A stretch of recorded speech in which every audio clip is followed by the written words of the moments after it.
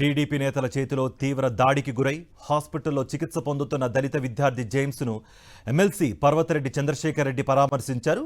James ఆరోగ్య పరిస్థితిని అడిగి తెలుసుకున్నారు. దళిత విద్యార్థి అని చూడకుండా అత్యంత దారుణంగా జేమ్స్ను గాయపరచడం దుర్మార్గం అన్నారు.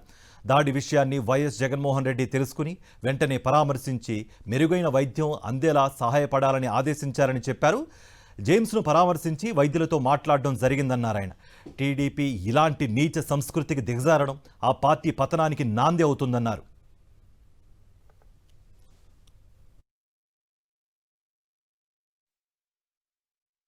అక్కడ ఉండేది వాళ్ళకి ఎవరో చెప్పినందువల్ల rowdy sheeter Rupi, KT road Chota blade, ఇంకా యశ్వంత్, నాని, జగ్గా వీళ్ళందరూ నన్ను తీసుకెళ్లిపోయి రూమ్ లో పెట్టి 1.5 రోజు కొట్టారు.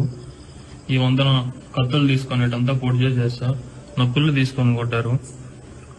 నొప్పులు తీసుకొని కొట్టి నన్ను 1.5 రోజు పెట్టుకున్నారు సార్. తర్వాత పోలీస్ స్టేషన్కి వెళ్తే పోలీసు వాళ్ళు వీళ్ళని వదిలేసి వాళ్ళని వదిలేసి నీకు డబ్బులు ఇస్తాము అట్లంతా చెప్తున్నారు. 2 పేర్లు వదిలేయమని చెప్తున్నారు సార్. నాకు ఏ న్యాయం జరగలేదు సార్. కొంతమంది వ్యక్తులు అతన్ని కిడ్నాప్ చేసి కారులో తీసుకెళ్లి 1.5 రోజు నిర్బంధించి అత్యంత దారుణంగా కొట్టడం, అతన్ని చిత్రహింసలు పెట్టినటువంటి తీరు.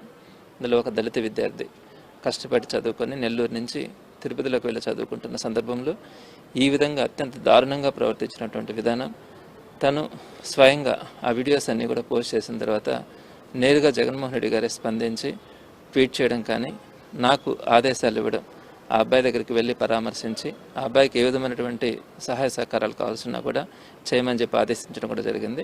ఆ ఆదేశానుసారం ఇప్పుడు జేమ్స్ని ఈ నెల్లూరులో ఉన్నటువంటి ప్రైవేట్ హాస్పిటల్లో చికిత్స పొందుతున్నటువంటి జేమ్స్ని పరామర్శించడానికి వైఎస్ఆర్సీపీ నాయకులతో పాటు కలిసి రావడం కూడా జరిగింది.